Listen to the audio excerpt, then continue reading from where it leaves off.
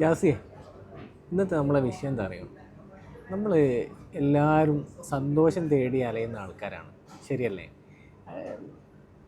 നമ്മൾ അതിന് വേണ്ടിക്കൊണ്ട് ചില ആളുകൾ കള്ളു കുടിക്കാൻ പോകും, അല്ലെങ്കിൽ ലഹരി മരുന്നുകൾ ഉപയോഗിക്കും, അല്ലെങ്കിൽ സിഗരറ്റ് വലിക്കും. അങ്ങനെ പല സംവിധാനങ്ങളും നമ്മൾ ചെയ്യുന്നുണ്ട്. ചില ആളുകൾ ഇതൊക്കെ ഉപയോഗിച്ചിട്ട് ആൾക്കാർ ചവിട്ടി കൊല്ലുകയും കുത്തി കൊല്ലുകയും എല്ലാം ചെയ്യുന്നുണ്ട്. അതൊക്കെ വലിയ വാർത്തകളായിട്ടൊക്കെ വരുന്നുണ്ട്. ഞാനിവിടെ പറയുന്നത് സന്തോഷം എന്ന് പറയുന്നതിനെ പറ്റി ഒരു കഥയിലൂടെ ഞാൻ പറയാൻ ഉദ്ദേശിക്കുന്നത്. പണ്ട് ഒരു നാട്ടിലൊരു ഗ്രാമത്തിൽ ഒരു ഒരു വലിയൊരു പൈസക്കാരനുണ്ടായി. അയാൾ സന്തോഷം എന്ന് പറയുന്നത് തേടി അയാൾ പല രീതിയിലും അതിന് എങ്ങനെയൊക്കെ സന്തോഷം കണ്ടെത്താമെന്നുള്ള രീതിയിൽ പല ഏരിയയിലേക്കും അയാൾ പോയിട്ടുണ്ട്. ആ നാട് തീർത്ത് നടന്ന് പല രാജ്യങ്ങളും കറങ്ങി നോക്കി, പല ആളുകൾക്കും കുറേ പൈസ കൊടുത്ത് നോക്കി. ഇതിലൊന്നും അയാൾക്ക് സന്തോഷം കണ്ടെത്താനായില്ല.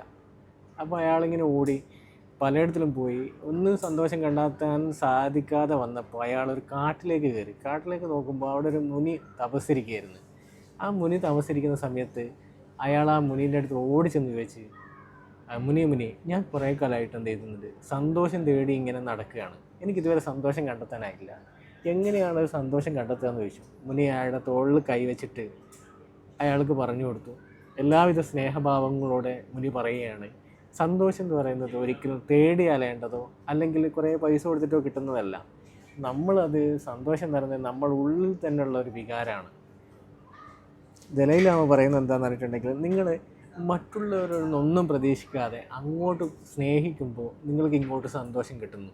നമ്മളൊന്നും പ്രതീക്ഷിക്കാതെ അങ്ങോട്ടേക്ക് പല ആളുകളെ സഹായിക്കുമ്പോൾ നമുക്ക് സന്തോഷം കണ്ടെത്തുന്നതാണ്. നമ്മൾ ലളിതമായ ജീവിതം നയിക്കുമ്പോൾ നമുക്ക് സന്തോഷം കണ്ടെത്താനാവും. ഇങ്ങനെയൊക്കെയാണ് സന്തോഷം എന്ന് പറയുന്നത് നമുക്ക് കണ്ടെത്താനാവുക. ശരി, താങ്ക് യു.